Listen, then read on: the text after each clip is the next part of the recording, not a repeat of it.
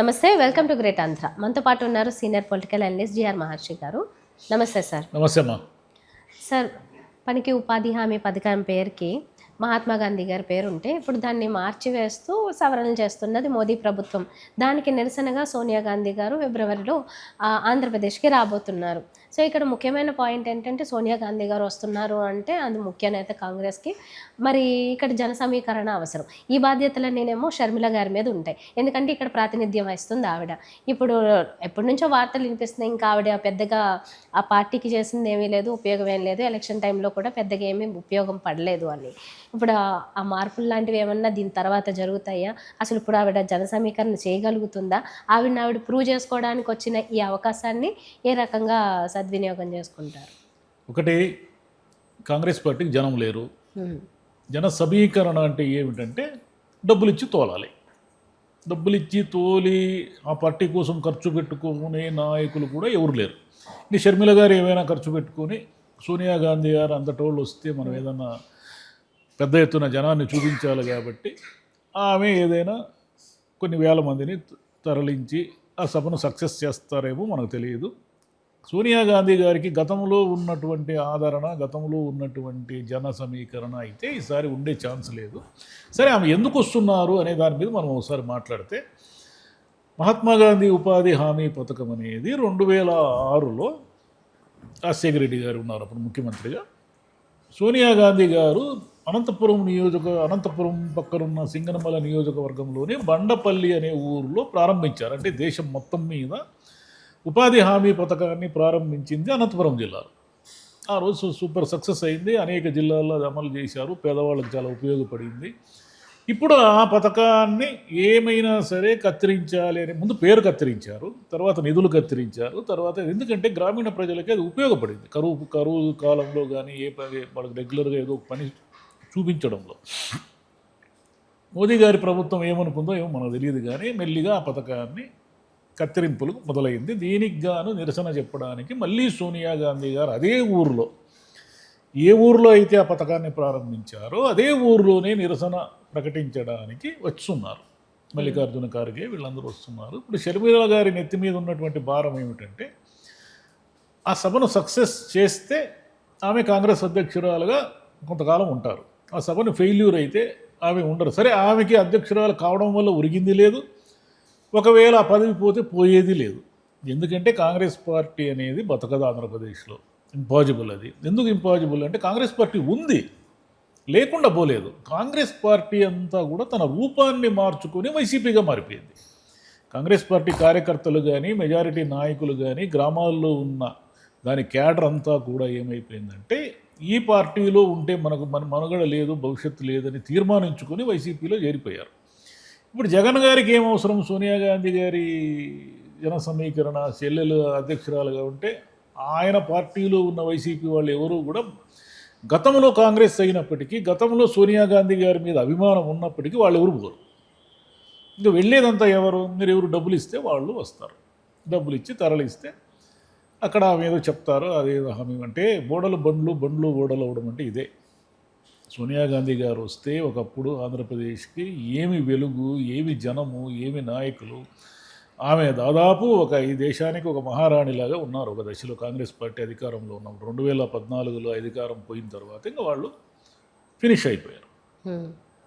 Party అది ఆంధ్రప్రదేశ్ చీలిపోవడం ఒక కారణమైతే, సరే తెలంగాణలో ఉంది, పార్టీ ఉంది కాబట్టి ఇక్కడికి వస్తే ఆమెకు ఏదన్నా ఆదరణ ఉంటుంది, కర్ణాటకలో ఆదరణ ఉంటుంది. కానీ ఆంధ్రప్రదేశ్లో అయితే కాంగ్రెస్ పార్టీకి సమీప భవిష్యత్తులో ఏమీ లేదు. వాళ్ళు ఒక సర్పంచ్గా, ఎమ్మెల్యే కాదు కదా, ఒక సర్పంచ్గా కూడా గెలవలేరు. షర్మిల గారు వేసిన పొలిటికల్ పెద్ద రాంగ్ స్టెప్ ఏమిటంటే, కాంగ్రెస్ పార్టీ అధ్యక్షురాలు కావడమే. ఆమె పెట్టే పార్టీ ఏదో ఇక్కడే పెట్టేసి పోరాడింటే అన్నతో అదొక లెక్క ఉండేది.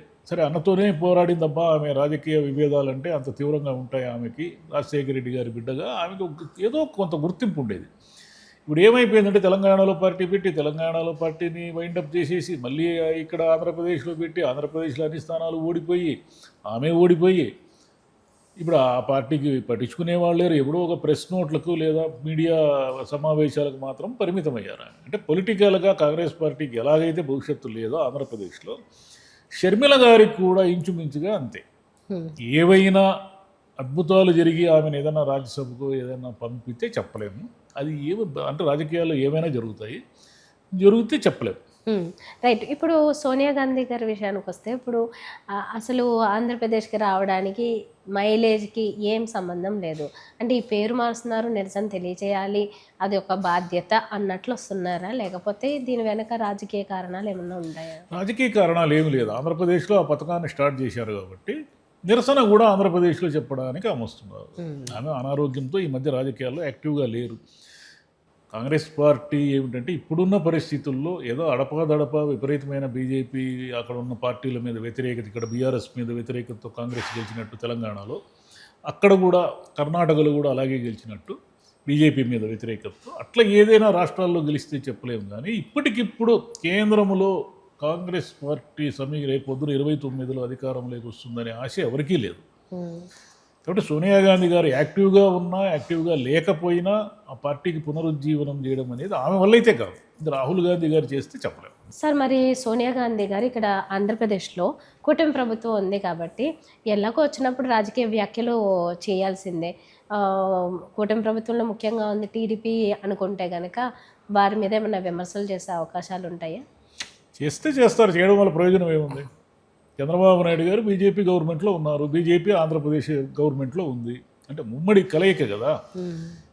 సోనియా గాంధీ గారు చంద్రబాబు నాయుడు గారిని దుమ్మెత్తి పోసినంత మాత్రాన పెద్దగా ఒరిగేది ఏమి లేదు. షర్మిల గారు చేస్తున్న తప్పు ఏమిటంటే ఆమె అన్న మీద కోపంతో ఒక రకంగా చంద్రబాబు నాయుడు గారికి సహకరించారు.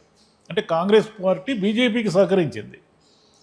పైకి ఆంధ్రప్రదేశ్లో పైకి పోరాటం చేసినట్టుగా ఉన్నా కూడా షర్మిల గారి పొలిటికల్ టార్గెట్ ఎవరు?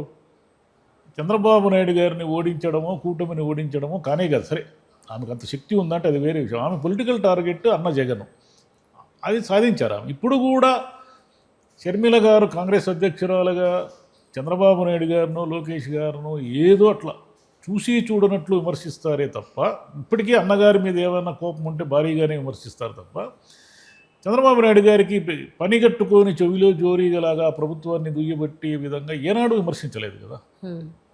మీడియా కూడా ఆమెను పట్టించుకోవడం మానేసింది. మీరు గమనించారు. షర్మిల గారు జగన్ గారి మీద పోరాటం చేసినప్పుడు ఆమె ఫ్రంట్ పేజీ వార్తగా ఉండేవాళ్ళు. ఇప్పుడు ఆమె ఏం మాట్లాడినా లోపల ఒక సింగిల్ కాలం వార్తగా మిగిలిపోతున్నారు. అంటే ఆమెకు అర్థమైంది. అప్పుడు ఆమెను ఎందుకు అంత ప్రామినెంట్గా చేశారంటే వీళ్ళందరి లక్ష్యము జగన్ గారిని ఓడించడం. జగన్ గారు ఓడిపోయిన తర్వాత షర్మిల గారికి ఇంకేమీ లేదు, అయిపోయింది. అంటే వాళ్ళు ఏమైతే అనుకున్నారో అది అయిపోయింది. అయిపోయిన తర్వాత ఇంకా ఆమెని కాంగ్రెస్ అధ్యక్షురాలుగా ఒక ప్రామినెంట్గా మీడియాలో చూపించాల్సిన అవసరం ఎవరికీ లేదు. ఇది అర్థమైనా కూడా ఆమె మాత్రం ఆమె ఏం చేయగలుగుతుంది? ఆమె అర్థం చేసుకోలేనంత అమాయకురాలేం కాదు కదా. ఆమె తెలుసు, రాజకీయం తెలుసు. ఇంట్లో రాజకీయంగా పుట్టి పెరిగారు కదా. రాజశేఖర రెడ్డి గారి బిడ్డగా రాజకీయం తెలియకుండానే ఆమె పాదయాత్ర చేశారా? తెలుసు. కానీ రాంగ్ స్టెప్స్, ఆస్తి తగాదాలతో అన్నగారితో పోరాటం చేయకుండా దానికి రాజకీయాన్ని పొలమడం అనేది రాంగ్ స్టెప్. కానీ ప్రజలందరికీ అర్థమైంది కదా, మీ మధ్య ఉన్నది ఆస్తి తగాదాలే తప్ప రాజకీయ విభేదాలు కాదు అని. ఆమె కోపమంతా ఆస్తి పంచివ్వలేదనే తప్ప రాజకీయంగా అన్నగారు తప్పులు చేస్తున్నారనేది కాదు కదా ఆమె టార్గెట్. కాబట్టి అన్ని రాంగ్ స్టెప్సే, వరుస పెట్టి రాంగ్ స్టెప్సే ఆమె వేసింది. కాబట్టి పొలిటికల్గా ఇంకా ఆమెకి భవిష్యత్తు ఉండే అవకాశమే లేదు. ఏదైనా అద్భుతం జరిగితే తప్ప, గుర్రం ఎగరవచ్చు అంటారే, అలాంటిది ఏమైనా జరిగితే చెప్పలేదు. ఓకే. అంటే లాస్ట్ టైం ఎలక్షన్స్ ముందు చేసిన హడావిడిలాగా మళ్ళీ ఎలక్షన్స్ టైం మాత్రం ఆవిడకి ఫ్రంట్ పేజ్లో ఇచ్చే మాటలు ఆవిడ చెప్తే మళ్ళీ అప్పుడు అది చెప్తారు. అప్పుడు కూడా మళ్ళీ అన్నగారికి వ్యతిరేకంగా కామెంట్లు తప్పితే ఈసారి కొంత జగన్ గారు ఓటు చీల్చారు కానీ అదే ఈసారి ఎవరు ఓటు చీల్చలేరు. ఎందుకంటే కాంగ్రెస్ పార్టీని ఎవరు పట్టించుకోరు. ఇంకా దానికి ఓటు బ్యాంక్ లేదు, ఇంకేం పట్టించుకుంటారు? మీరు ఒక సర్పంచో కౌన్సిలరో కార్పొరేటర్ అన్నా గెలవాలి కదా. ఓట్ బ్యాంక్ ఉంటే ఏమీ లేదు, నాయకులు లేరు, ఎవరు లేరు. రేపు సోనియా గాంధీ గారి సభ కూడా మీరు చూడండి, సక్సెస్ కావడం చాలా కష్టం. అది ఎందుకు వస్తారు జనం? అంత డబ్బు ఎవరు పెడతారు? షర్మిల గారు పెడతారా? కోట్ల రూపాయలు పెట్టి జనాన్ని సమీకరిస్తారా? లేదా కాంగ్రెస్లో బహుశా కర్ణాటక ప్రభుత్వము ఇక్కడ తెలంగాణ ప్రభుత్వం ఏమైనా కొంత ఫండింగ్ చేసి ఆ సభను సక్సెస్ చేస్తే మనం చెప్పలేం. కానీ ఆంధ్రప్రదేశ్లో ఉన్న నాయకులకి అయితే డబ్బులు ఖర్చు పెట్టుకునే మూడ్ లేదు, వాళ్లకు అంత అవసరమూ లేదు. ఎవరైనా డబ్బులు ఎందుకు ఖర్చు పెట్టుకుంటారు రాజకీయాల్లో? మనకి ఏదైనా పొలిటికల్ ఫ్యూచర్ ఉంటే ఖర్చు పెట్టుకుంటారు. పుట్టినే ఎందుకు పెట్టుకుంటారు? డబ్బులు పెట్టుకోరు కదా. సో మొత్తానికైతే సోనియా గాంధీ గారి రాక ఏంటంటే షర్మిల గారికి పెద్ద టాస్క్ అయిపోతుంది. ఇది ఆవిడని ప్రూవ్ చేసుకునే టైం అయిపోయింది ఇది. మరి ఏం చేస్తారు ఏంటో, ప్రణాళికలు ఎలా ఉంటాయి? ఫిబ్రవరి ఎన్నాళ్ళని చూస్తాం కదా, అది కూడా చూస్తాం కదా. Right sir, thank you. Right అమ్మా.